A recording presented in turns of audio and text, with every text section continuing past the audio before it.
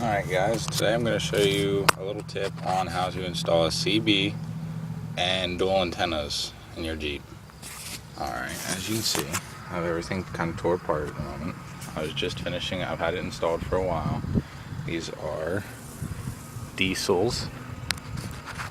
I got them at my local TNA. They're both 4-foot whips, fiberglass. Now, as you can see, most people don't like putting fiberglass on them because they say they break easy. Some do. Now, where I installed them, they work just fine. The mount here you can use is actually a mirror mount for semis or Wranglers, whatnot. You can use this. You can see it has the grooves right here. There's a back plate to it. You take the back plate off and then just keep this part.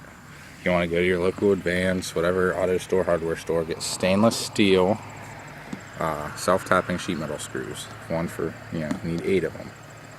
Now, wherever you want to put it on the Jeep or other vehicle is your decision. But I put them here because if you can see, this piece here is almost perfectly in line with everything else. So if this hits, something else is going to hit, and you're probably trying to not hit anything, so you should be fine with this right here.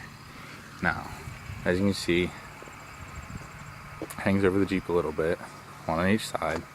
Now, here's what I like. They will bend below the roof of the Jeep without breaking. So you know if you're hitting something that is going across the top of your roof, it won't break off, as long as it doesn't bend it extremely to the side. But I don't think you should be going through anything like that. And the side also bends down, same way. Now when you tap these in, you take each 4 sheet metal self-tapping, put a little whatever kind of sealant you want. I used black rubber sealant. Just put a dab behind each bolt. Probably a blob would work better. Keeps the water out, keeps it from rusting inside the body panel. And you just run the cord in through here and through the boot behind the light here. It comes in down in here, down back in there. And what I did, I ran it up the stock wiring. You have enough length to go up this. I just zip tied it to the wiring harness, up into here, through here. I don't know if you can see up in there. I'm not. There's a little tar thing right about here between this one and this one. If you know how to get these out, it makes it a lot easier. I couldn't. I didn't want to break nothing.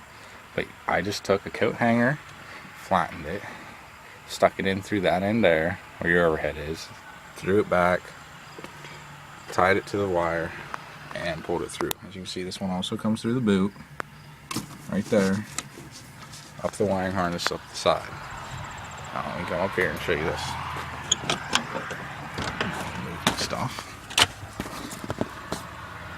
And it's good too, because if you use your plastic panels like I don't, it'll hide it. It'll run it up through there. It'll come out right here. This is the one that comes with it. It's the diesel dual pack 4-foot whips.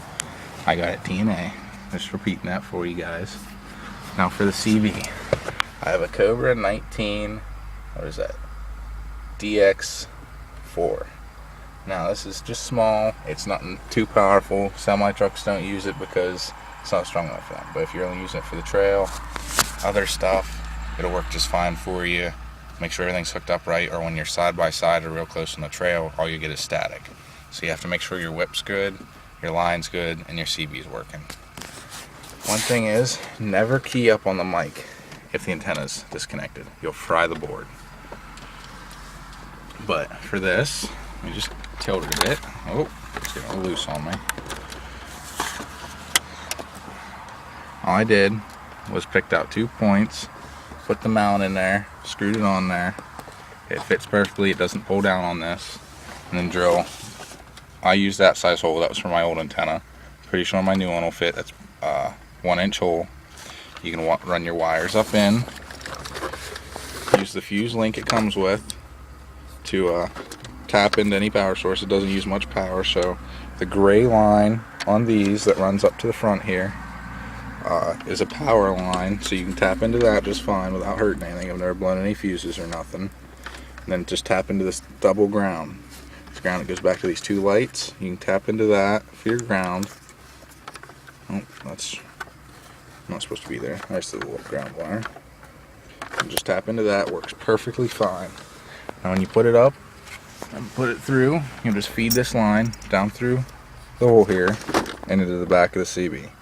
It also works great if you have an external speaker that you want to wire up. There's the plug for it right there. You can just wire it up through here, or just right along here like I have my lights. My lights to my switch up here. You wire it up, come in through here, across here, and down the pillar. See, I have wires behind my pillar for my lights. And then you can just feed it down through here and out through the firewall back there. And if you want to put the speaker up